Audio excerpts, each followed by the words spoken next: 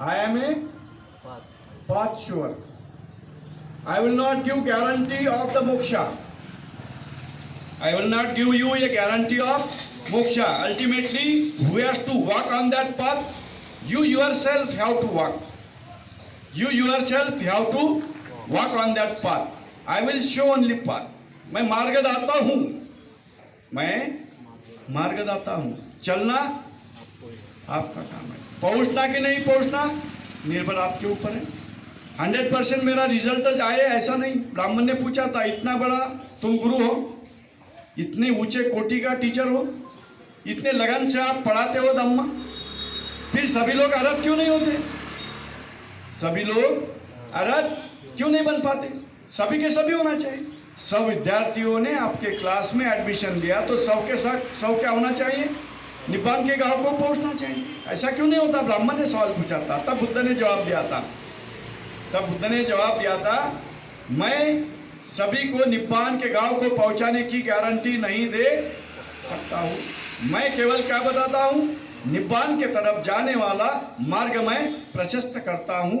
ये करता हूं केवल. और चलना मेरे विद्यार्थियों का, मेरे शिष्यों का काम है. जो चलेंगे वो पहुंच जाएंगे, जो नहीं चलेंगे वो भटक जाएंगे. नहीं चलेंगे वो भटक जाएंगे. तो ये है अनुसरण. बुद्धं शरणं, हे लक्षात ठेवलं पाहिजे. शरण नाही म्हणायचं. शरण हा संस्कृत शब्द आहे. शरण हा संस्कृत शब्द आहे. शरण हा पाली आहे. शरणं नवल टिंब आहे. काय शरणं टिंब आहे, त्याच्यात अनुस्वार आहे त्याच्यावर. शरणं म्हणजे काय? अनुसर. तो अनुसरण्याचा प्रयत्न करतोय. बुद्धाचे गुण माझ्यामध्ये उतरवण्याचा मी प्रयत्न करतो आहे. तशी प्रतिज्ञाबद्धता हे तथागता तुझ्या पुढे नतमस्तक होताना मी देतो आहे. मागत नाही काही बुद्धाला आपण. धम्मं शरणं गच्छामि. उच्चार आपले चांगले पाहिजेत पालीमधले. बरेचसे भिक्षू सुद्धा शरणं म्हणतात आणि मग लोकही सुद्धा आपले बरेचसे लोक शरणं म्हणून राहिले. शरण नाही, शरणं. राम शेवाळकरांनी लेख लिहिला होता एकदा, बुद्धां शरणं गच्छामि, लोकमतमध्ये. मी त्याच्यावर क्रिटिक्स लिहिलं होतं. हा भटकाव आहे. हा ब्राह्मणी धर्माकडे लोकांना झुकावण्याचा आणि बौद्ध धर्मामध्ये त्याच्या तत्वज्ञानात कन्फ्युजन आणि गोंधळ करण्याचा हा परिणाम आहे. हा प्रयत्न आहे. क्रिटिक्स लिहिलं होतं मी. त्याचा मतं खोडून काढले होते. राम शेवाळकरांचे मतं खोडून काढले होते. आहे माझ्याकडे आर्टिकल. ते लक्षात आलं ना? तर त्यांना योग्य दिशा आपण दिली पाहिजे. उच्चार आपले स्पष्ट पाहिजे. ह्या गाथा कशा आहेत? पालीमध्ये आहे. त्याचे उच्चार सुद्धा स्पष्ट पाहिजेत आणि त्याचे अर्थ सुद्धा आपल्याला बरोबर कळले पाहिजे. धम्मं शरणं गच्छामि म्हणजे काय? धम्माचं जे तत्वज्ञान आहे ते अनुसरण्याची मी काय करतोय? प्रतिज्ञाबद्धता देतो आहे, घेतो आहे. साक्षातो भगवता धम्मो संदिट्टिको अकालिको यही पश्चिको ओपनायोग को पश्चातंग वेदुतब्बो. धम्म कसा आहे? हा असा आहे. याच्यात सगळे धम्माचे काय आलेले आहे? गुण आलेले आहेत. सगळे धम्माचे काय आलेले आहेत? गुण आले आहेत. त्याला म्हणतात धम्मं शरणं गच्छामि, संघं शरणं गच्छामि. जो प्रतिज्ञाबद्ध झालेला आहे, ज्याने आपल्या जीवनामध्ये सम्यक संकल्प ग्रहण केलेला आहे. कशाचा सम्यक संकल्प ग्रहण केलेला आहे? अष्टांगिक मार्गाचा सम्यक संकल्प केलेला आहे. मी मानवतेच्या कल्याणासाठी माझं संपूर्ण आयुष्य त्यागणार आहोत, खर्ची घालणार आहोत. This is right aspiration in eightfold noble path. We have seen. आपण आर्य अष्टांगिक मार्गाने चर्चा सुरू केली होती या क्लासेसची. त्याच्यावर मी प्रवचनं घेतले बरेच दिवस. 1 महिनाभर जवळपास आपला आर्य अष्टांगिक मार्ग चाललेला होता. त्याच्यामध्ये सम्यक संकल्प कशासाठी? संकल्प सगळेच करतात, पण आपले संकल्प सम्यक असतात का? नाही. भिक्षूंचा संकल्प मात्र संकल्प त्यांचा कसा आहे? सम्यक संकल्प. घरबार नसतं, नातेवाईक नसतात, बाप नसते, आई नसते, काका नसते, बायको नसते, काही नसते. पूर्ण त्याग केलेला आहे त्यांनी संसाराचा. चिवर परिधान काशाय वस्त्र परिधान केलं म्हणजे त्यांनी पूर्ण त्याग. संसाराचा त्याग नाही, लोभ, मोह, द्वेष, ईर्ष्या, आळस, जेवढे दुर्गुण असतील त्या दुर्गुणाचा सुद्धा त्यांनी त्याग केलेला आहे. त्याला म्हणतात काशाय वस्त्र. काशाय वस्त्र आणि आपल्या वस्त्रामध्ये, आपल्या कपड्यामध्ये काय फरक आहे? काशाय वस्त्र होता है मुक्तते का लक्षण. अपन काशाय वस्त्र दिखा कि उसको वंदामी बनते क्यों कहते हैं? आपण त्या भिक्षूच्या पर्सनॅलिटीला, मुक्त पर्सनॅलिटीला अभिवादन करत असतो. कारण काशाय वस्त्र म्हटला की आपल्याला आपली खात्री होते की याच्या अंदरची पर्सनॅलिटी सुद्धा ही विकार मुक्त आहे. आणि एखादा साधा गृहस्थ दिसला, झटपट खूप कपडे टाकले महागडे, त्या कपड्याला विकार चिपकलेले आहे, त्याला आपण अभिवादनच करू याची गॅरंटी नाही. फारच ओळखीचा असला तर करू, अदरवाईज आपण नाही करत. भिक्षूला आपल्याला ओळख पाहिजे नाही. कोणी काश्या वस्त्रधारी कुठलाही भेटला भिक्षू तर त्याला आपण काय करतो? अभिवादन करतो. त्याला करतो म्हणजे कुणाला करतो? त्या काश्या वस्त्राला करतो. आणि काश्या वस्त्राला का करतो? मुक्ततेचं ते लक्षण आहे. काशाय वस्त्र हे मुक्ततेचं लक्षण आहे. आणि म्हणून त्याला आपण वंदन करतो, त्याला अभिवादन करतो. म्हणजे काय करतो आपण? संघं शरणं गच्छामी करतो. काय करतो आपण? संघं शरणं गच्छामी करतो. संघाला शरण, संघाला शरणं अनुसरतो. म्हणजे काय? जो धम्म मार्गावरती हा भिक्षू संघ आरूढ आहे त्या भिक्षू संघाला मी वंदन करतो किंवा त्याचं अनुसरण करण्याचा मी सुद्धा प्रयत्न करतो. बाबासाहेबांना तर साफ लिहिलेलं आहे, भिक्षू संघ was the model of the ideal society. बाबासाहेबांनी काय म्हटलेलं आहे भिक्षू संघाबद्दल? भिक्षू संघ is it is a specimen of ideal society. It is a specimen of ideal. आदर्श समाजाचा नमुना म्हणून मी कुणाकडे पाहतो? भिक्षू संघाकडे. आर्य अष्टांगिक मार्गावरती वाटचाल केल्यानंतर संघ कसा बनतो त्याचा नमुना जर तुम्हाला पाहायचा असेल तर तो आहे माझा भिक्षू संघ. लक्षात आलं ना? पाथ ऑफ प्युरिटी, पंचशिलेचं पालन करणे आणि आर्य अष्टांगिक मार्गाचं पालन करणारा हा समाजाचा नमुना कसा आदर्श असतो, आयडियल फॉर्म ऑफ सोसायटी. आणि त्याच्यासाठी बाबासाहेबांचा अट्टास होता. शेवटी मी माझ्या आयुष्यामध्ये हातात भिक्षापात्र घेऊन बुद्ध धम्माच्या प्रचार प्रसारासाठी बाहेर निघणार आहो. मी बंगलोरला मोठी सेमिनरी त्यासाठी निर्माण करणार आहो. आणि त्या सेमिनारीमधून आदर्श समाजाचा नमुना म्हणजे हा अत्युच्च इंटेलेक्च्युअल, हाय इंटेलेक्च्युअल आणि धम्मावरती आरूढ असणारा समाजाचा नमुना म्हणजे भिक्षू संघ मला निर्माण करायचा आहे. आणि त्या भिक्षू संघाला पुऱ्या इंडियामध्ये चरत भिक्खवे चारिकाम बहुजन हिताय बहुजन सुखाय लोकानुकंपाय देव मनुष्याना अद्दाय हिताय सुखाय, अद्दाय हिताय सुखाय देव मनुष्याना. देव आणि मनुष्यावरती अद्दाय हिताय, त्यांच्या हितासाठी, त्यांच्या कल्याणासाठी, त्यांच्या सुखासाठी चरत भिक्खवे चारिकाम बहुजन हिताय बहुजन सुखाय. हे भिक्षू 60 भिक्षूंचा संघ पहिल्यांदा झाला. यश आणि त्याचे मित्र कन्वर्ट झाले आणि 60 भिक्षूला भगवान बुद्धाने आदेश दिला. तिथे तो आदेश पहिल्यांदा आला, चरत भिक्खवे चारिकाम बहुजन हिताय बहुजन सुखाय. बहुजन म्हणजे हा बहुजन नाही आपण ज्या अर्थानं वापरतो राजकारणासाठी, चूक. बहुजन म्हणजे काय बुद्धाचा? Maximum welfare of the maximum people. माझ्या धम्म मार्गाच्या तत्वज्ञानानं लोकांनी आचरणात आणून जगातल्या जास्तीत जास्त लोकांचं काय व्हावं? कल्याण व्हावं. त्याला म्हणतात अद्दाय हिताय सुखाय. अद्दाय हिताय सुखाय देव मनुष्यानं. देव मनुष्यांग, देव आणि मनुष्य.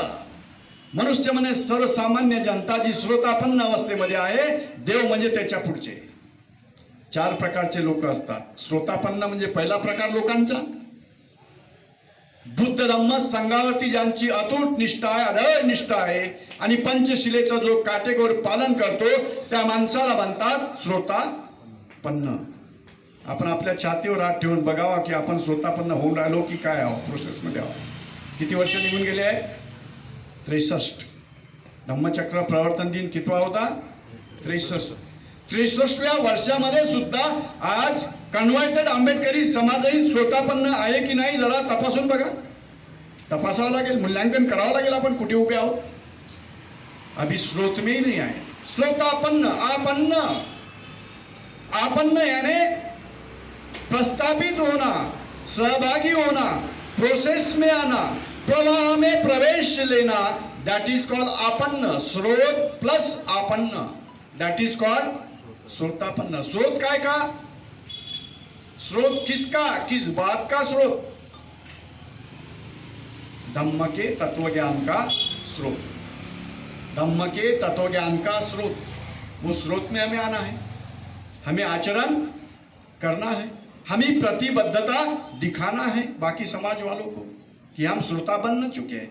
हम पंचशील का पालन कड़ाई से करने वाले लोग हैं. हमारी निष्ठा केवल बुद्ध धम्म और संघ पर है. त्याला फॅनाटिझम नाही म्हटलं जात. बाकी धर्माबद्दल आपल्याला श्रद्धा आहे, त्यांच्याबद्दल प्रेम आहे, मैत्री आहे. करुणा मैत्री आहे म्हणजे काय? ते काय दुश्मनात काय बाकीचे आपले? बौद्ध धम्म मैत्री शिकवतो म्हणजे काय? इतरावरती तो प्रेम करायचा. केवळ माणसं नाही, पशु पक्षी चीटी मुंगी जेवढे पृथ्वीवर प्राणी आहेत, स्थलचल प्राणी. दूसरे प्राणी कोणते? जलचर प्राणी. तीसरे प्राणी कौन से? आकाश स्थित प्राणी. आकाश स्थित प्राणी, स्थल जल आकाश.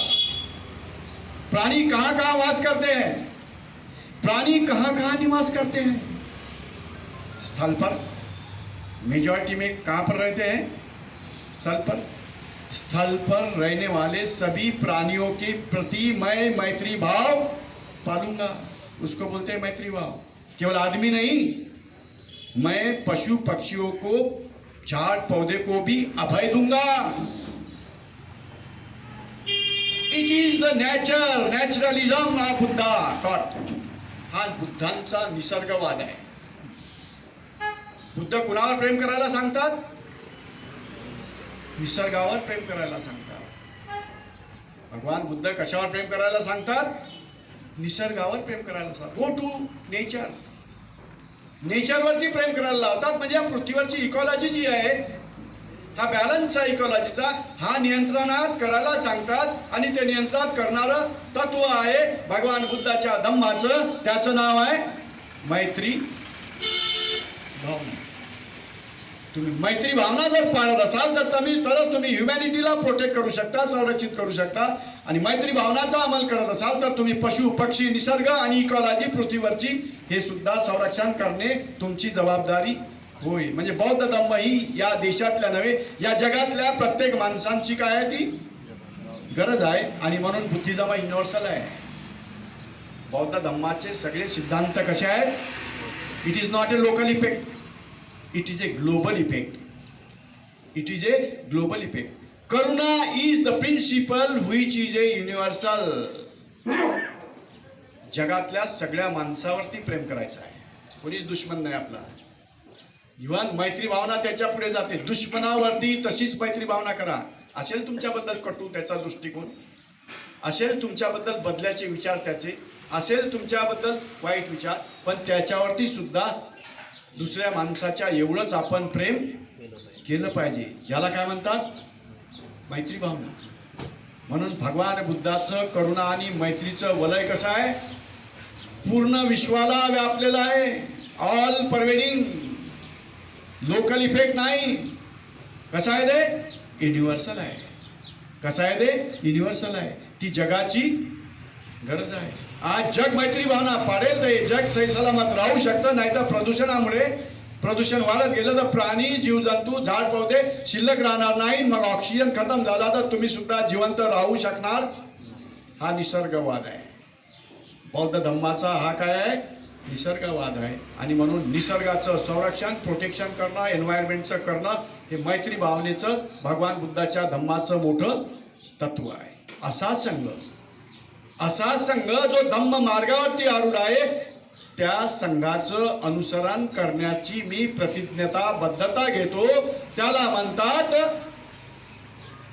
संघं शरणं गच्छामी. बाबासाहेब या सध्याच्या संघाला शरण जायला तयार नव्हते. वामनरावजी गोडबोले नेहमी आठवण सांगायचे चिचोलीचे. बुद्धं शरणं म्हणायला मी तयार आहे, धम्मं शरणं म्हणायला मी तयार आहे, पण सध्याचा संघ त्या लायकीचा नाही. मी अशा संघाला शरण जायला तयार. अडून पडले होते बाबासाहेब, अडून पडले होते. श्याम हॉटेलमध्ये सगळे भिक्षू बसले आहेत तिथे. 10-12 चर्चा होऊन राहिलेल्या आहे, घडून राहिल्या चर्चा. आणि बाबासाहेबांना उद्या दीक्षा द्यायची, अगोदरच्या दिवशी बाबासाहेब अडून बसले. आणि बाबासाहेबाचा एकदा की राग आला. त्याला समजावणं कठीण होतं. फक्त सुदामाच त्याला समजवू शकत होता, त्यांचा आचारी. बाबासाहेबाचा किती क्रोध आला तर त्याला समजवणारा शांत करणारा कोण होता? फक्त सुदामा, त्यांचा स्वयंपाकी. आणि दुसरा एक नानकचंद रत्तू. 25 वर्ष बाबासाहेबांची सेवा नानकचंद रत्तूने केली. त्याला सेक्रेटरीमध्ये मग पद दिलं. त्याचा मुलगाही आता सेक्रेटरीमध्ये नोकरीला आहे. वारले ते नानकचंद रत्तू. माझ्या घरी आले होते, ते जेवण केलं माझ्या घरी. चिचोलींच्या सगळ्या 8 पेट्या बाबासाहेबांच्या वस्तू ज्या म्युझियममध्ये ठेवलेल्या आहे, कोणी दिल्या? नानकचंद रत्तू यांनी वामनराव गोडबोलेंना त्या दान दिलेल्या आहेत. म्युझियममध्ये आता जे ठेवलेल्या आहेत बाबासाहेबांच्या वस्तू, ते नानकचंद रत्तू. मी इंडियन बुद्धिस्ट काउन्सिलमध्ये एक्झिक्युटिव्ह मेंबर होतो. माझ्याकडे सगळा कारभार सोपवला होता त्यांनी, गोडबोले साहेबांनी. एकदम विश्वास टाकला, तुम्ही सांभाळा म्हणे सगळं. पत्रव्यवहार आणि सगळं कॉन्टॅक्ट करणे वगैरे वगैरे सगळं कामं माझ्याकडे दिले होते वामनराव गोडबोले इंडियन बुद्धिस्ट काउन्सिलमध्ये. तर मुद्दा आहे, बाबासाहेब संघाला शरण जायला तयार नव्हते. मग गोडबोलेंनी त्यांची समजूत घातली. हा संघ नव्हे म्हणे. भगवान बुद्धाच्या काळातला जो संघ आहे तो धम्म मार्गावर आरूढ होता. त्या संघाला तुम्हाला शरण जायचं आहे. तेव्हा बाबासाहेबाचं थोडंसं परिवर्तन झालं, त्यांचा राग शांत झाला. नाही तर बाबासाहेबासमोर बोलायची कोणाची अवकात नव्हती. कोण काउंटर करण? बाबासाहेबाला काउंटर करणं साधं आहे का? पण वामनराव गोडबोलेवरती बाबासाहेबांची खूप श्रद्धा होती. आणि वामनराव गोडबोलेमुळेच नागपूरची दीक्षाभूमी निर्माण झाली असंही म्हणायला हरकत नाही. बाबासाहेब सारनाथला दीक्षा घ्यायचं चालू होतं. पहिलं धम्मचक्र प्रवर्तन कुठे? सारनाथला, जिथून आपण वर्षावा सुरू केले आषाढ पौर्णिमेला. लक्षात आलं? आणि दुसरं धम्मप्रवाहाचं चक्र प्रवर्तन कुठे करतो म्हणे मी? सारनाथलाच. पक्कही केलं तर बाबासाहेबांना. तिथंच जिथे बुद्धांनी फिरवलं तिथेच मी त्याला गती देतो. धम्मचक्राला गती त्याच ठिकाणाहून देतो जिथे ते पहिल्यांदा गतिमान झालं होतं. धम्मचक्र प्रवर्तन जिथे घडलं तिथेच मी त्याचं अनुप्रवर्तन करतो. अनुप्रवर्तन यानी आगे लेके जाना, घुमाना, रुके हुए को गति देना, घुमाना. इट इज कॉल्ड अनुप्रवर्तन. प्रवर्तन पहली बार धम्म का चक्र घुमाना, पहली बार दुनिया में पहली बार धम्म चक्र को घुमाने का काम करता है सम्यक संबुद्ध. वो अकेला ही होता है. धम्म चक्र को प्रवर्तन करने वाला एक ही होता है महामानव. वो महामानव का नाम है सम्यक संबुद्ध. दूसरा नहीं कर सकता है. अनुवर्तन बहुत सारे लोग कर सकते हैं. ब्राह्मण ने पूछा था बुद्ध को, आपके बाद में इस चक्र को आगे बढ़ाने वाला कौन होगा धम्म चक्र को? तब बुद्ध ने जवाब दिया था, कौन होगा? सारीपुत्र. मेरे धम्म का सेनापति भी रहेगा और अनुवर्तन करने की क्षमता होने वाला मेरे संघ का एक ही भिक्षु है. वो भिक्षु का नाम है सारीपुत्र, जिसको राइट हैंड कहते हैं बुद्ध का. जिसको राइट हैंड कहते हैं बुद्ध का. दाया और बाया हात सारीपुत्र मोगलान. संजयचे दोन्ही शिष्य होते, तुम्हाला माहित आहे. तिरपडे सरांनी मागे ती कथा घेतलेलीच आहे, मी रिपीट करत नाही. त्याचं कन्वर्शन कसं झालं. तो बुद्ध के जैसे ही सियानात करके धम्म बताने वाली क्षमता अगर किसमें होगी तो वो भिक्षु है सारीपुत्र. इसलिए ऐसा संघ, जो संघ सही मायने में धम्म का जानकार है, धम्म के फिलॉसफी में मास्टर होने वाले भिक्षु को कहते हैं धम्मधर। उसको क्या कहते हैं? धम्मधर। भिक्षु को क्या बनना चाहिए? धम्मधर। कुछ भिक्षु 500 के करीबन उस जमाने में धम्मधर थे, और सबसे बड़ा धम्मधर कौन था? भिक्षु आनंद। धम्म के तत्वज्ञान में माहिर 84,000 गाथा ज्याच्या मुखोद्गत होत्या. किती हजार? 84,000. 82,000 स्वतः भगवान बुद्धाच्या मुखातून ज्यांनी ऐकल्यात आणि 2,000 भिक्षू संघाकडून ऐकल्यात. अशा किती गाथा? 84,000 गाथा मुखोद्गत असणारा अत्यंत माझ्या संघाचा स्मृतिमान भिक्षू जर कोण असेल तर तो आहे भिक्षू आनंद, ज्याने 25 वर्षेपर्यंत नानकचंद रत्तू सारखीच तथागतांची सेवा न थकता केली, पर्सनल सेक्रेटरी बनून. तो भिक्षू आनंद. 84,000 गाथा, आणि त्याला कोणती गाथा म्हणाला? एकही शब्द मागे पुढे होत नव्हता. एवढी शार्प मेमरी. म्हटलं ना, एक अवस्था में, प्रभाकारी अवस्था में बोधिसत्व की प्रज्ञा कैसी बनती है? सच्चा आरशा सारखी शार्प. कशी बनते? शार्प. एक बार पढ़ लिया तो पढ़ लिया, याद किया. फोटो होल्टाइक मेमरी उसकी रहते. फोटो होल्टाइक. जसा स्कॅनिंग करतो ना पिक्चर आपण आणि मेमरी ठेवतो ना, तसं आहे. पान पाहिलं जाणं डोळ्यानं काही पुरेच्या पुरे मेमरी मध्ये स्टोअर झालं. अशा प्रकारची प्रखर आरशासारखी लखाकणारी शार्प स्मृती कुणाची होती? भिक्षू आनंद. आणि सारीपुत्र सिंहनाथ भगवान बुद्धाच्या नंतर भगवान बुद्धासारखंच प्रवचन देऊन जनमानसाला मंत्रमुग्ध करण्याची क्षमता असणारा भिक्षू, त्याचं नाव आहे सारीपुत्र. और भगवान बुद्ध के प्रवचन को कहा जाता है सिंहनाद करना. क्या कहते हैं उसको? सिंहनाद. आणि म्हणून 4 तोंडाच्या सिंहाची राष्ट्रीय मुद्रा बाबासाहेबांना घटना समितीमध्ये या देशाचं राष्ट्रीय प्रतीक म्हणून मान्य करून घेतलेली आहे. घटना समिती 100च्या जवळपास ब्राह्मण होते, पण त्या ब्राह्मणाचं परिवर्तन कोणी केलं? या आधुनिक बुद्धानं केलं. घटना समितीतल्या 100-125 ब्राह्मणांचं मानसिक परिवर्तन कुणी केलं? बाबासाहेबांनी. राष्ट्रपतीनं पहिल्यांदा बुद्धाला अभिवाचन केलं आणि मग राष्ट्रपतीची खुर्ची ग्रहण केली. This is a conversion. This is a conversion of this people, a very highly intellectual people residing in Constituent Assembly Hall, but they have been transformed by this modern Buddha. Name of that Buddha is Dr. Babasaheb Ambedkar. तुम्ही माना की नका मानू, मला बुद्धच दिसतात त्यांच्या. तुम्ही काही असू द्या तुमचे मत, मला काही फिकर नाही त्याची, कोणाला काय वाटते.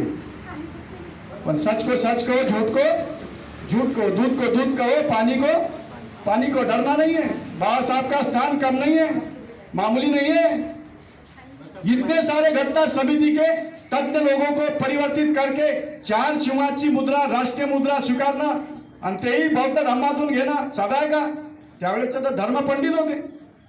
शंकराचार्यानं तर म्हटलं होतं, संविधान लिहिल्यानंतर प्रतिक्रिया दिली होती एका शंकराचार्यानं, गटारामधून गंगा उगवत नसते. हिंदू कोड बिल लिहिल्यानंतर त्या शंकरानं पुर्तकोटीच्या प्रतिक्रिया दिली होती. हिंदू कोड झाल्यावर की गटारामधून गंगा येत नसते, गंगा नेहमी कुठून पैदा होते? गंगोत्रीमधून. A untouchable has no right to interfere with our religious law. This was the statement issued by the Shankaracharya of those days. बाबासाहेबाला स्वीकारलं नाही या देशाने, धुतकारलं. बाबासाहेबाला धुतकारलं का? अस्पृश्य माणूस हिंदू कोड बनवू शकत नाही, आमचा कोडिफिकेशन नाही करू शकत, तो पात्र नाही. धर्मशास्त्राचा कोडिफिकेशन करणारा अधिकार कुणाला आहे? ब्राह्मणांना आहे, कारण ब्राह्मण भूदेव आहेत आणि ब्राह्मणच त्याचे जाणकार आहेत. पण या देशातल्या धर्मशास्त्राला आव्हान देणारा आणि फटकारणारा एकच प्रज्ञावान आणि सिलवान बुद्ध आहे. त्या बुद्धाचं नाव आहे परमपूज्य डॉक्टर बाबासाहेब आंबेडकर. फेटाळलं. आणि 4 सिंहाची मुद्रा. काय अर्थ आहे त्याचा? सारीपुत्र सिंहनाद करता था धम्म का, तब पूरी मानवता मंत्रमुग्ध हो जाती थी. तथागत बुद्ध जब धम्म का सिंहनाद करते थे तो पूरी लाखों की संख्या की मानवता भी अपने जगह पे ही बदल जाती थी. त्याला म्हणतात तथागतांच्या धम्मवाणीचा सिंहनाद. ऐसा सिंहनाद करने की क्षमता होने वाला भिक्षु अगर कोई होगा तो वो है बुद्ध के बाद में सारिपुत्र. इसीलिए बुद्ध ने कहा था मेरे बाद में धम्म चक्र को अनुवर्तित करने का काबिलियत वाला भिक्षु कोई होगा तो है मेरा राइट हैंड, जिसको मैं सेनापति कहता हूं, सारिपुत्र है. ये कहा था बुद्ध ने. और मेरे जैसी धम्म का सिंहनाद करने वाला भी मेरा ही राइट हैंड, मेरा सेनापती सारिपुत्र है. त्याला म्हणतात चार शिवाच्या मुद्रेचा अर्थ काय? Do you know the meaning of that? आपण तर स्वीकारली राष्ट्रीय मुद्रा, पण त्याचा अर्थ काय बोलतो धम्मात? हे भिक्षुओं, मेरे धम्म मार्ग का पूरब पश्चिम उत्तर दक्षिण चारों दिशाओं में सिंहनाद करो. मेरे धम्म का मानवता के दुख मुक्ति के लिए पूरब पश्चिम उत्तर दक्षिण चारों दिशाओं में सिंहनाद करो. ये मीनिंग है वो राष्ट्रीय प्रतीक का, जो राष्ट्रीय प्रतीक बुद्धिज्म के फिलोसॉफी से लिया गया. इस देश में तो बहुत सारे धर्मशास्त्र और धर्मगुरु भी उपलब्ध थे, लेकिन उनके तरफ नहीं गए लोग. ये प्रतीक चुनने के लिए प्रतीक चुना अशोका स्तंभ सारनाथ का, उसका धम्म चक्र हमारे ध्वज पर आया. प्रतीक लिया है बौद्ध धम्म से ही. राष्ट्रीय मुद्रा का प्रतीक लिया धम्म चक्र प्रवर्तनाय, असे शब्द लिहिलेले आहेत तिथे राष्ट्रपती भवनात. धम्म चक्र प्रवर्तनाय हे शब्द लिहिलेले आहेत. हा बुद्ध धम्म भारताच्या राष्ट्रपतीच्या राजभवनामध्ये बाबासाहेबांना तेव्हाच पोहोचवला. तुमच्यासाठी काही ठेवलं नाही तसं पाहिलं तर. ये आहे सारा भारत मैं बौद्ध बनाऊंगा. इसीलिए चार प्रकार के लोग होते हैं बौद्ध धम्म में. पहला प्रकार होता है श्रोतापन्न, स्रोत में आना पड़ेगा. दोस्तों, हम काय के लिए बैठ रहे?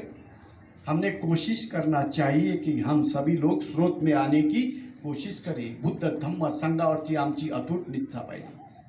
नाही तर मग इत्तू बाबाही आहे, बुद्धही आहे, साईबाबाही आहे, बुद्धही आहे, गजानन बाबाही आहे, बुद्ध आहे. असं करत असाल तर तुम्ही श्रोतापन्न 63 वर्ष निघून गेल्यानंतर झालेले नाही. तुम्हाला बौद्ध धम्माची एबीसीडीतला ए सुद्धा कळलेला नाही आहे. बाकीच्यांना पाळू द्या बिचारांना, त्यांच्या श्रद्धा आहेत, त्यांच्याशी आपल्याला काही घेणं देणं नाही.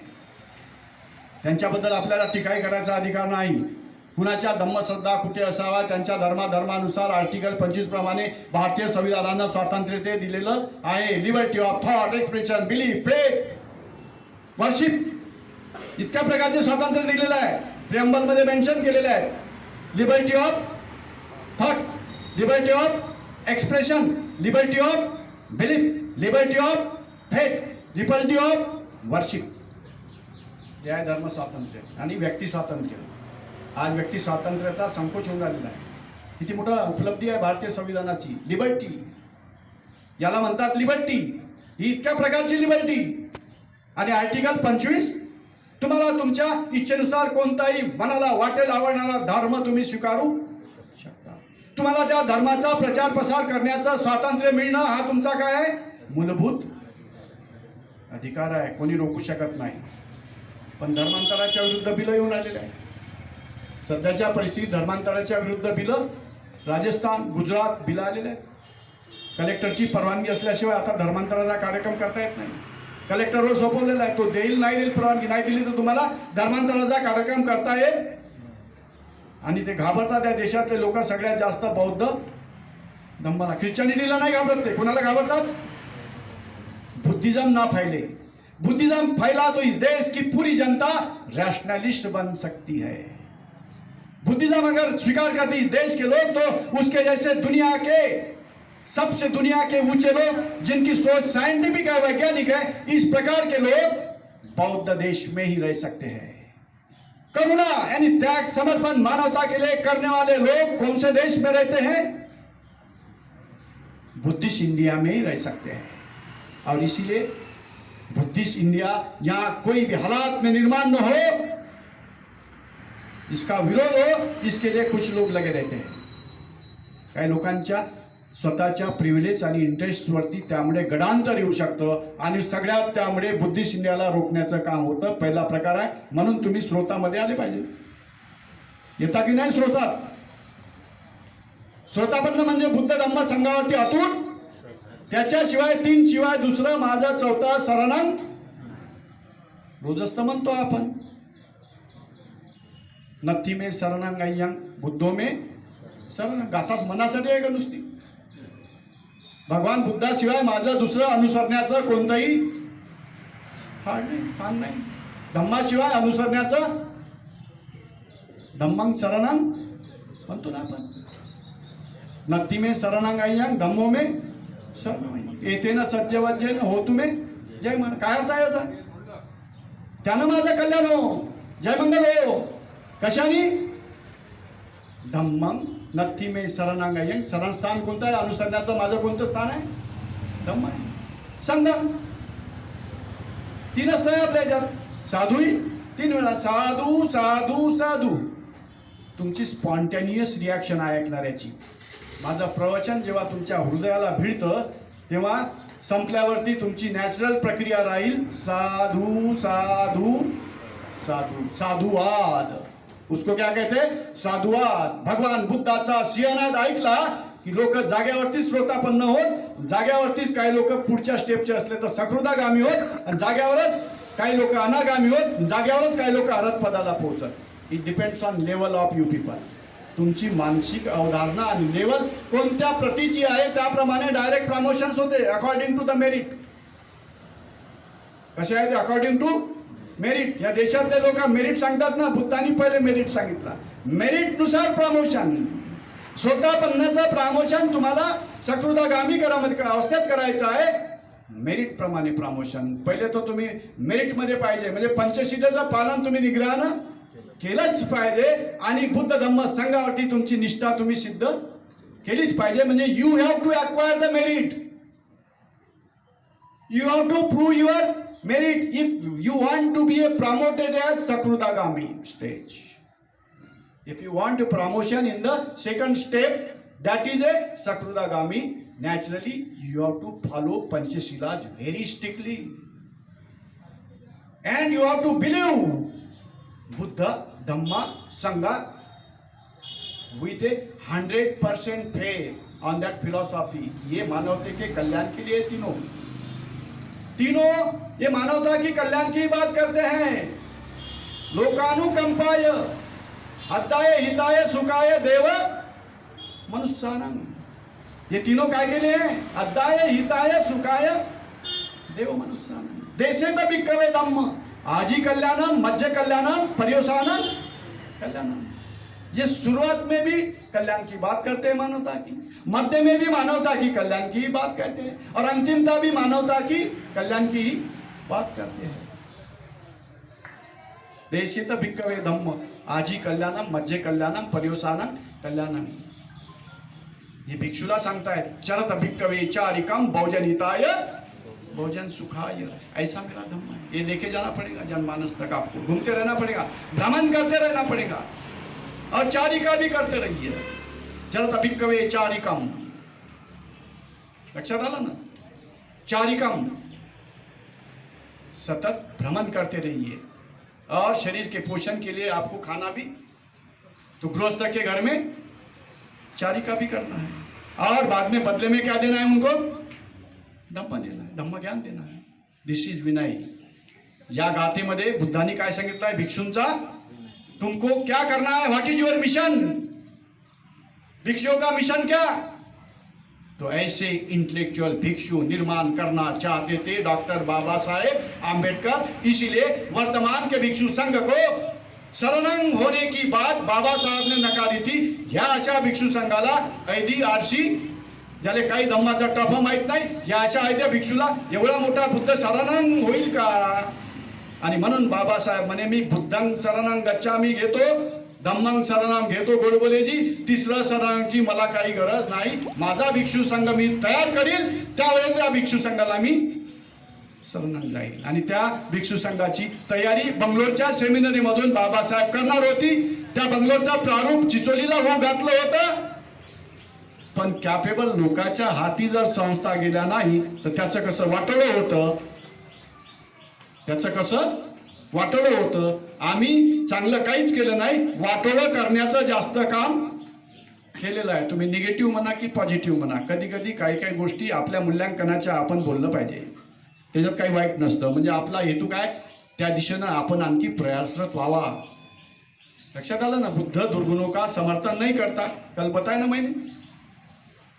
प्रभाकारी अवस्था में, तीसरी अवस्था में बोधिसत्व लोगों में होने वाले दुर्गुणों का समर्थन नहीं करता और सद्गुणों को बढ़ावा देता. ये दो क्वालिटी अचीव करता है प्रभाकारी अवस्था में. प्रभाकारी अवस्था में दो गुण अचीव करता है, तो ये होना चाहिए. बोलना पड़ेगा, नहीं बोलोगे तो और मामला बिगड़ सकता है. बीमारी तीसरे स्टेप में वैसे भी जा रही है, कॅन्सर जैसी काम कर रही है, स्प्रेड अप हो रही समाज में. अच्छी अवस्था नाही अपनी. आता तुम्ही डिसिजन नाही घेऊ शकत कोणाला मतदान करावं, घेऊ शकता का? मला वाटते सगळ्यात जास्त कन्फ्युजन मध्ये असणारा समाज आज भारतातला जर कोणता असेल तर तो आहे आंबेडकरी समाज. इतनी बड़ी फिलॉसफी, इतने बड़े आदर्श जिस समाज को मिलने के बावजूद भी सबसे ज्यादा कंफ्यूजन में होने वाला कोई समाज होगा तो वो है. और किसने लाया ये कंफ्यूजन? कंफ्यूजन की अवस्था में किसने लाया? कौन जिम्मेदार है? मार्गदाता है क्या? मार्गदाता नहीं, चलने वाले लोग जिम्मेदार है. हम ही जिम्मेदार होंगे. इसीलिए श्रोतापन्न पहली अवस्था. दूसरी अवस्था सकृदागामी. आदमी सकृदागामी कब होता है? सेन्शुअलिटी, काम वासनावरती ज्यांनी नियंत्रण प्राप्त केलेलं आहे, पंचशीलतेचं पालन पाळतेच. बुद्ध धम्म संघावरती निष्ठा आहेच. दोन क्वालिफिकेशन आहेत. तिसरं क्वालिफिकेशन कोणतं? आठ कोणतं? काम विकारावरती, कामछंदाच्या विकारावरती त्यानं नियंत्रण प्राप्त केलेलं आहे. तिसरं, तेव्हा तो काय बनतो? He is fit to be promoted as a सकृदागामी.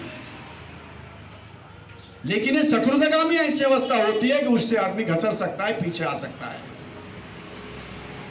इसीलिए सकृदागामी, गामी यानी पीछे आना, सकृदा यानी पीछे आ सकता है, घसर सकता है.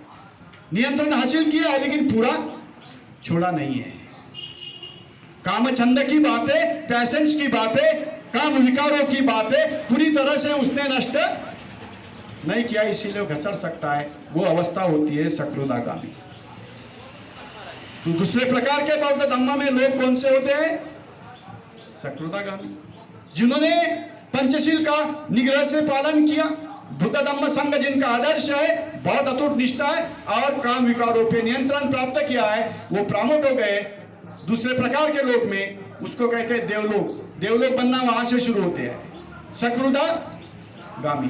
तीसरी अवस्था होती है अनागामी.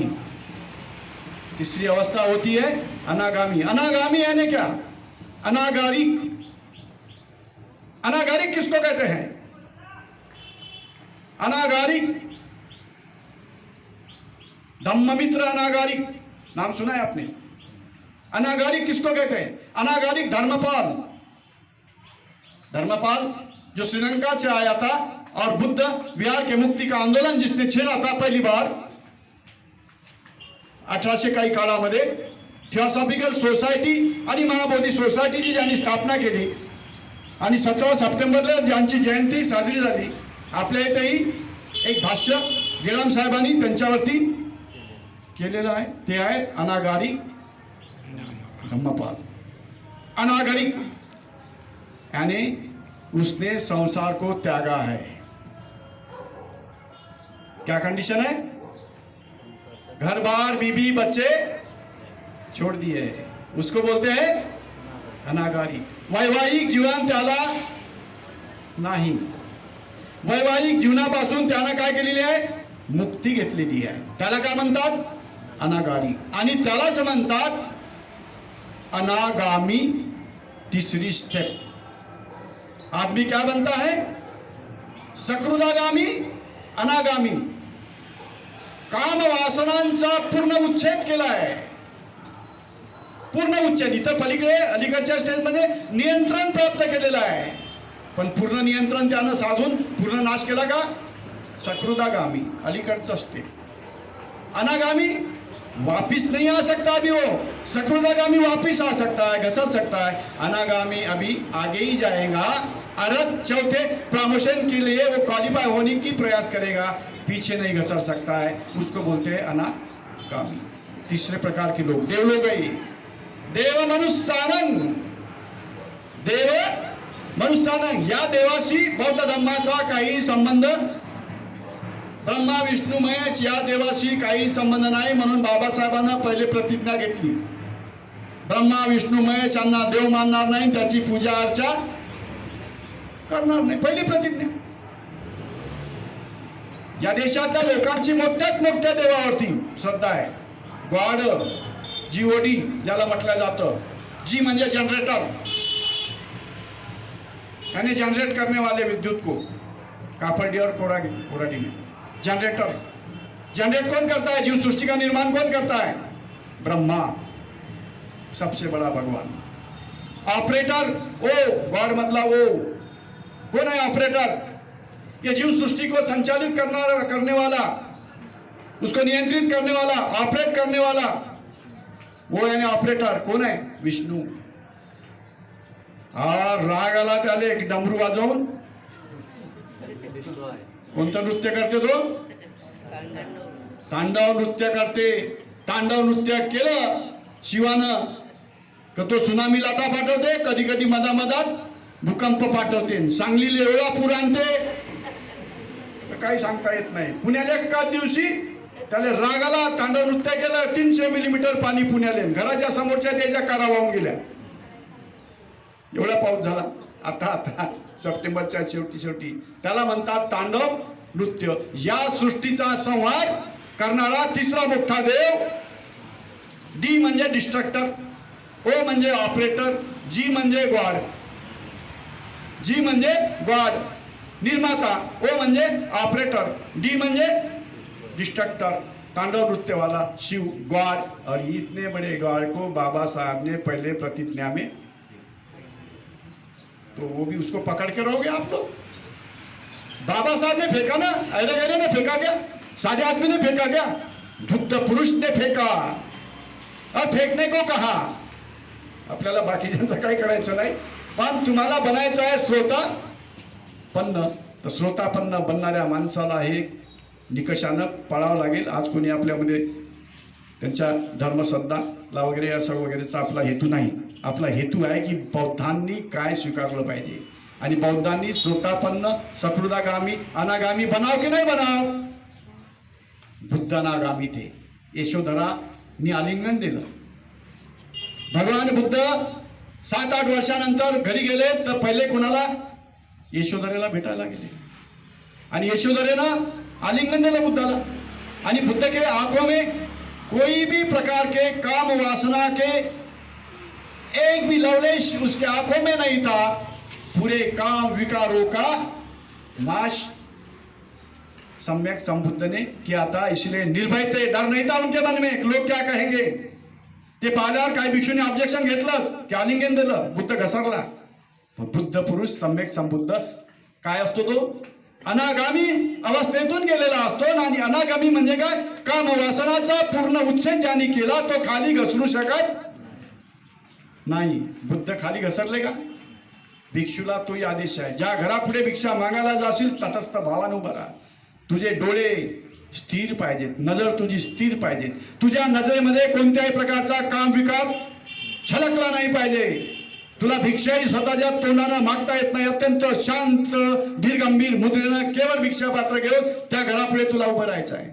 आणि गृहिणीने बरोबर पाहिला, चांगली गृहिणी आहे, चांगलं घर आहे, ते बौद्ध धम्मावर, संघावर, धम्मावर, बुद्धावर निष्ठा असणारं घर आहे, बरोबर गरम गरम ते आपल्या घरी बनवूनच ठेवते। तिला माहित आहे 10 वाजता भिक्षू माझ्या घरी येऊ शकतो। हा विनय होता त्या काळात, आता तर पताच नाही त्याचा। म्हणजे बरोबर गरम गरम त्याला द्यायचा, कारण तो कोण आहे? माझा फ्रेंड आहे, माझा फिलॉसॉफर आहे, माझा गाईड आहे। भिक्षू कोण आहे? याला जगवलं पाहिजे, याचं आरोग्य चांगलं ठेवलं पाहिजे, ती काळजी घ्यायची। दायक, गृहस्थ, लायकी, लक्षात आलं? तर हे होतं त्याचं विनयाचं काम, हे होतं भिक्षूंचं विनयाचं काम। तर अनागामी पूर्ण विच्छेद किया आहे। आरारात चौथा प्रमोशन कोणतं? बहुत कम होते हैं आरात लोग, ज्यादा नहीं होते। अभी भारत में तो कोई दिख नहीं रहा मेरे नजर को। कितने दिनों से हम विपश्यना लगा रहा है, 68 से 1968 से विपश्यना शुरू है। सत्यनारायण गोयंका का पहिला शिबिर 1968 ला झाला होता मुंबईला. दुसरं शिबिर नागपूरला झालं होतं, जिथे भदंत आनंद कौशल्यान त्या शिबिरामध्ये हजर होते. नागपूर युनिव्हर्सिटीमध्ये झालं होतं. कोणत्या सालापासून चालू आहे? किती वर्ष झाले मोजा? 22 ते आणि 1941. ती 41 वर्षात एखादा नागपुरात कोणी अरत दिसते का? भाऊ लोखंडे आहे अरत, बालचंद्र खांडेकर अरत आहे, आहेत का? अरत तर सोळा, कोणाबद्दल बोलू नये. अरत नहीं पैदा व्हायला पाहिजे होते. जो बोलने लग गया मुक्त पुरुष है, तो लाखों लोग उसको फॉलो कर रहे हैं. वो राजनीति में दिशा देना चाहता है तो लाखों लोग उसको स्वीकृत कर रहे हैं. क्योंकि अरत क्या करता है? मानवता की कल्याण की कामना के लिए पूरा अपना लाइफ न्योछावर कर देता है, झोंक देता है पूरा. He is available for welfare of the humanity all the time. All the time अरत is available for what? Welfare of humanity. Babasaheb थे अरत. इस सेंस से अगर आपने बाबा साहब का लाइफ और मिशन देखा तो आपको अरत कौन दिखते हैं बुद्ध के बाद में? पाहत नाही का सिरियल? किती जवानपणात घर सोडलं, 4 वर्षे बाहेर होते, आत्ताच लग्न झालं होतं, लहानचा यशवंत आहे. हाय का तुमची कोणी दिसते का कोणी एवढी तयारी करणारा तुमच्या समाजात? तारुण्याचे उमदे सगळे क्षण तुमच्यासाठी. कशासाठी? तुमच्यासाठी. बाबासाहेब जागतायत, रागतायत. भतेना म्हणते खूप झाला ना अभ्यास बाबा, नाश्ता करायला चाल. भतेना पाहिला ना त्यांचा पारशी मित्र, किती मदत करतो तो त्यांना. नाही नाही म्हणते मला थेसिस कंप्लीट करायचाच आहे. वेळ नाही म्हणते, माझ्या झोपायला वेळ नाही, जेवायला माझ्याकडे पैसा नाही.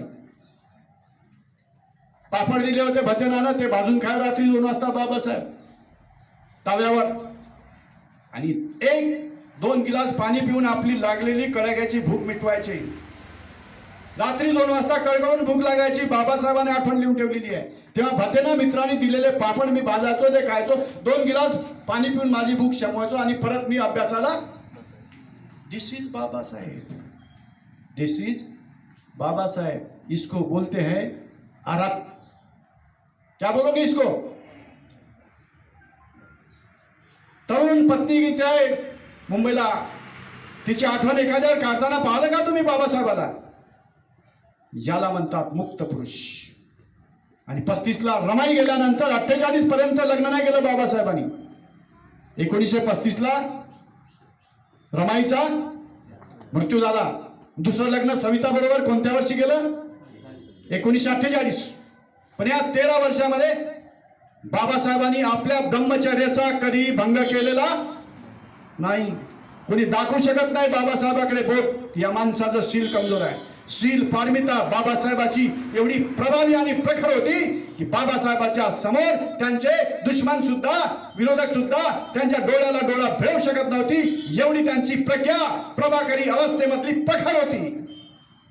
कोणी त्यांना तोड नव्हता. त्यांच्या शिलाची बरोबरी कोणी करू शकत नव्हता, कोणी बोट दाखवू शकत नव्हता. याला म्हणतात अनागामी अवस्था. आणि त्याच्या पुढची अरत मुक्त पुरुष. इसको कहते हैं. ते मग डायबेटिकचे 2-2 इंजेक्शन इन्सुलिनचे घ्यावं लागेल. डॉक्टर आवश्यक होती. बाईनं आपलं इम्प्रेशन टाकलं, काय होतं काय नाही आपल्याला त्या वादात जायचं नाही. सविताबाई आंबेडकरशी 48ला दुसरा विवाह केला मित्रांनो. म्हणून 4थ्या प्रकारचे लोक कोणते? अरत. आणि एक 5वा प्रकार highest class, highest promotion, super class 1च्याही वरचं. ते कोणतं? सम्यक संबुद्ध. बुद्धत्व शिखर म्हटलं ना मी तुम्हाला. बोधिसत्व 10 अवस्थातून जातो तेव्हा तो हे शिखर गाठण्याच्या मार्गावर आरूढ असतो. आखरी शिखर कोणचं आहे? आणि सम्यक संबुद्ध एकच असते. कोणत्याही काळामध्ये सम्यक संबुद्ध एकच असते, फक्त एक. अरत बुद्धाच्या काळात 500 नव्हते, आता एकही नहीं है. त्याचं कारण सांगितलं आहे बुद्ध नाही, महाकाश्यपला. महाकाश्यप ने बुद्ध को सवाल पूछा, भगवान पहले के जमाने में बहुत अरत होते कि अभी वर्तमान में अरहत बनना बहुत मुश्किल हो गया। क्या बात है भाई? बुद्ध ने उसका जवाब दिया। लोगों का बुद्ध धम्म संघ के प्रति रुझान नहीं होता है। बुद्ध संघ पर जिस समय में आज के लोगों की श्रद्धा नहीं होती है, अरहत बनना कम होता है। एक कारण होने की प्रक्रिया धीमी पड़ जाती है। दूसरा कारण, भगवंत ने बताया महाकाश्यप को, सीनियर मोस्ट मंक, प्रथम धम्म संगीति के अध्यक्ष, पावावर कुशीनारा के बीच में थी, महापरिनिर्वाण हो गया। तब जब वहां पहुंचे वो आणि मग प्रदक्षिणा केली बुद्धाच्या आला, म्हणतात सरणातून बुद्धाचे पाय बाहेर आले। आता चमत्कारच आहे तो, तसं काही होत नाही, पण दिलेलं आहे। म्हणजे किती महान आहे, म्हणजे काश्यपचं स्थान किती आहे थोडक्यात सांगायचं काय त्याच्यातून काय दिसतं आपल्याला? महाकाश्यपचं स्थान बुद्धानंतर होतं। बुद्धानंतर वय प्राप्त आणि धम्माच्या फिलॉसॉफी तज्ञ भिक्षू कोण? महाकाश्यप होता, आनंदाच्या सरकार। त्या महाकाश्यपला दर्शन देण्याआधी सरणातून पाय बाहेर आले आणि त्यांनी दर्शन घेतल्यावरती पाय पुन्हा अंदर गेले। हे चमत्कार नाही घ्यायचा, याच्यात काय दाखवते की महाकाश्यप हा बहुत पहुंचे हुई हस्ती थी और अपने आप उनका शरण जलने लग गया। अपने आप शरण को अग्नि देने की काम नहीं पड़ी, अपने आप अग्नि जल उठी। ऐसा लिखा है महापरिनिब्बाण सुत्त नाम के किताब में। महापरिनिब्बाण सुत्त नाम के किताब में शिंदेजीच्या घरी त्या दिवशी पुस्तक वाचलं का तुम्ही? नाही तर पुस्तकात घेऊन ठेवता नुसते, वाचताना वाचत चला। काही लोक नाही तर मग जमाच करून ठेवतात कपाटात। माझ्याकडे किती पुस्तकं आहेत, इम्प्रेशन मारतात नुसते लोकांवर, पढ़ा एक भी नहीं है, अंडरलाइन भी कुछ नहीं दिखते, किताब कोरे के कोरे आहे। 1975 ला घेतले दीक्षाभूमीहून आणि 2000 आता 19 पुस्तकाचं पाणी नाही उघडलं। That should not happen. ज्ञान की पूंजी है वो बाबा साहब ने दिया, दूसरा ज्ञान नहीं है आपके घर में। धन कौन सा है?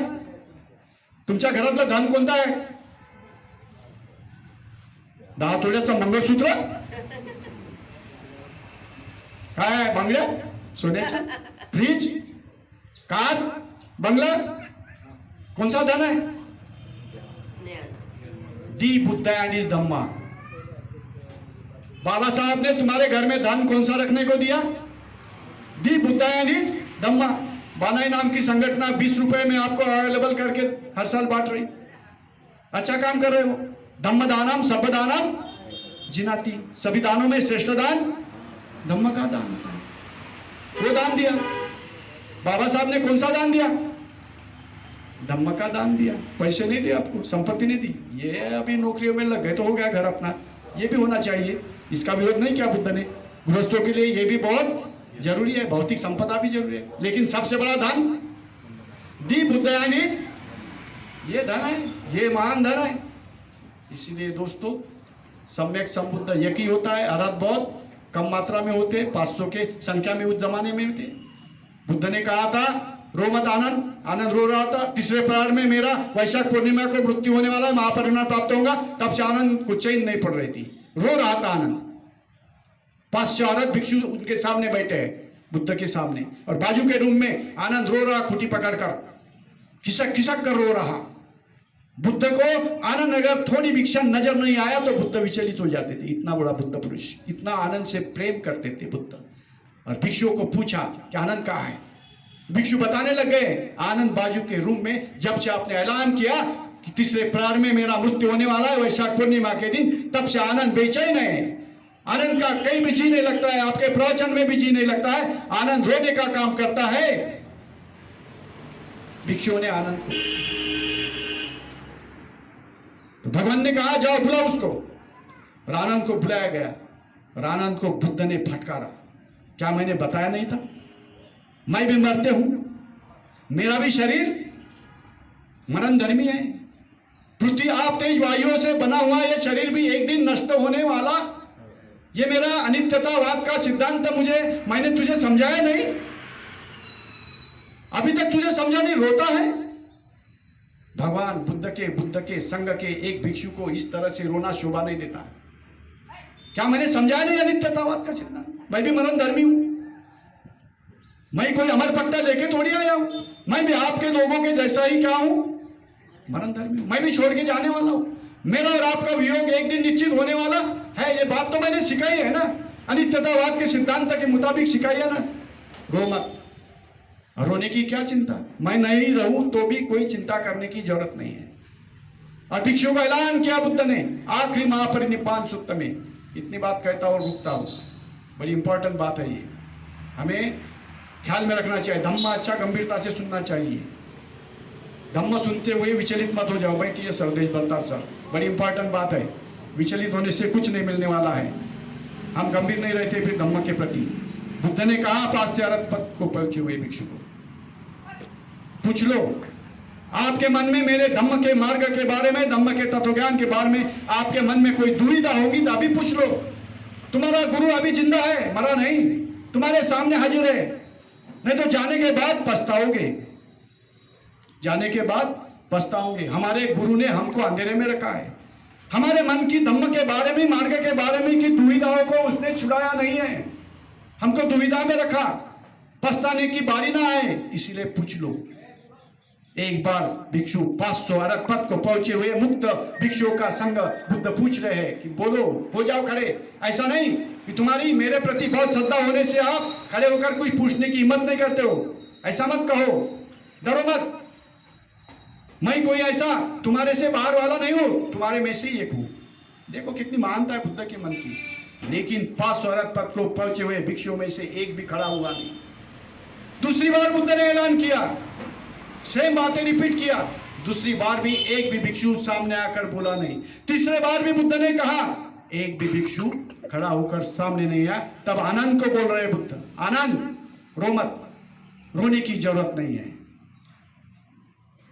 जिसके पाश्चात्य पद को पहुंचे भिक्षु के संग के बारे में, वो गुरु के मत के बारे में, धम्म के बारे में कोई दुविधा नहीं है, तो चिंता किस बात की है आनंद? गुरु को चिंता करने की और सेनापति अपॉइंटमेंट करने की कोई जरूरत है क्या? नहीं। और भिक्षुओं का अंतिम संदेश दिया महापरिनिब्बाण सूत्र ने, बुद्ध ने, भिक्षुओं मेरे धम्म के दायाद बनो, मेरे धम्म के दायाद बनो, भौतिक चीजों के दायाद मत बनो, काय के धम्म के दायाद बनो। और जब तक भिक्षु मेरे धम्मानुसार आचरण करेंगे, जब तक भिक्षु चरद भिक्खवे चारिकम बहुजन हिताय बहुजन सुखाय, ये नारा जनमानस में लेके घूमते फिरते रहेंगे, आचरण करेंगे, घूमते फिरते प्रचारित करते रहेंगे, तो ये धरती कभी अरतों से बांझ नहीं रहेगी। ये अंतिम वचन है बुद्ध के महापरिनिब्बाण सूत्र में आए हुए। धरती में अरतों की, मुक्त लोगों की कभी कमी कोई भी काल में नहीं रहेंगी। धम्म ही हजारों साल तक तुमको मार्गदर्शन करने में सक्षम है।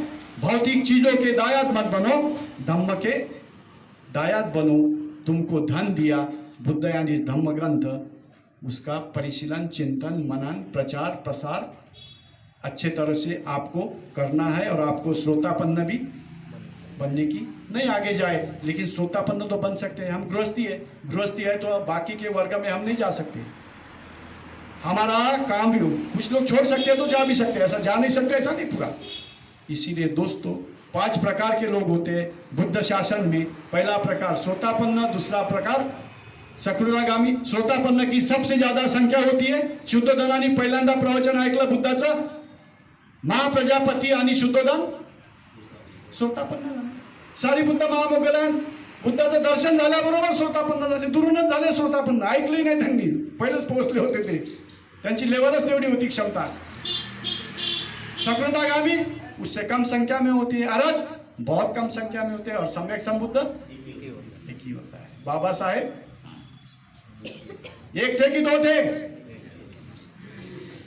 20व्या शतकात बाबासाहेब एक होते की 2 होते? मग सम्यक संबुद्धापेक्षा कमी आहेत का बाबासाहेब? इथे मी थांबतो। अत्यंत गंभीरपणे आपला समापन झालेला आहे आणि नाश्त्याची इथे व्यवस्था केलेली आहे। आज बोलणार होतो